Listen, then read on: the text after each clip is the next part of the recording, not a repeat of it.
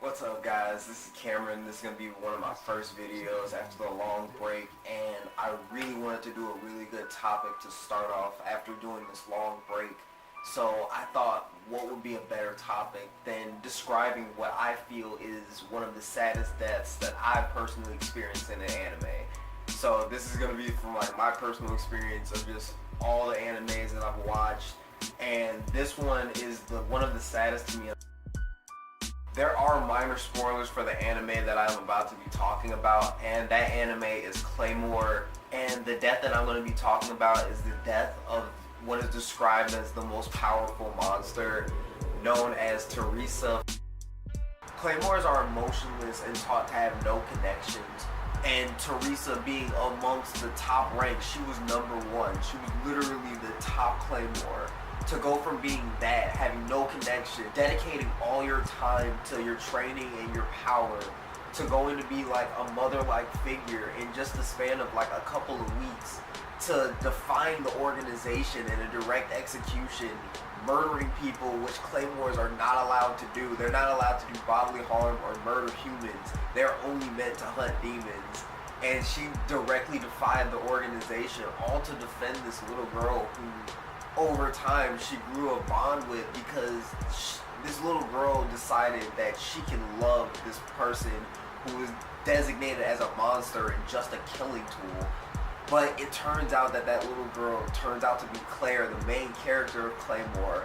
So this death not only works as just a sad death in itself of just a kind-hearted person, but it also works as the main character's origin story. And it actually gets even deeper because Claire ends up using Teresa's blood out of her head in order to turn herself into a Claymore.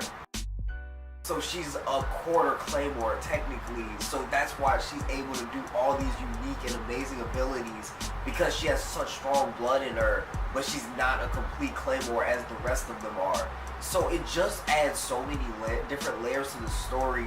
This one person having a defying act in their mind, and they just rolled with it because they felt that defending this child was way more important than anything else. It also leads into one of the main villains of the story, Priscilla, who ended up awakening in a battle with Teresa. So not only do you get a kind-hearted story in the span of like 4 episodes, you make an emotional connection to this person. You see directly why they're connected with the main character and why it accelerates the story so much. And you're also so connected to them in the sense that you really want to see them succeed, but you know they're going to fail. Because obviously Claire goes on and doesn't have Teresa by her side. This is by far the saddest death to me. I still find myself rewatching the episodes every now and then just to reconnect with it, and I still had the same emotional attachment every single time, still knowing what's going to happen and what Teresa's fate is.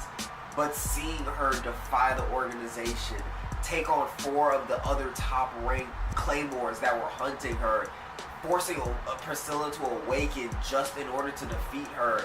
And it was only because Teresa decided to spare Priscilla's life. Teresa could have murdered Priscilla, but she spared her life, along with the other Claymores that were sent after her.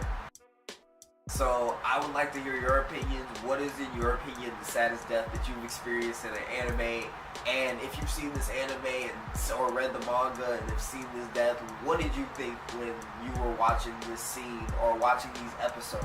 Because I would really like to know, because like I said, I felt such an emotional attachment to these characters like none other. Because in any anime, I always assume like, okay, there are going to be a couple of deaths here and there, you know, unless you're Fairy Tail.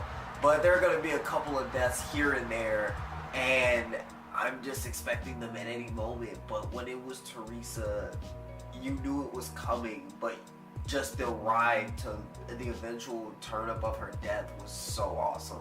So let me know what you guys think in the comments down below, and I'll talk to you guys next time. Peace.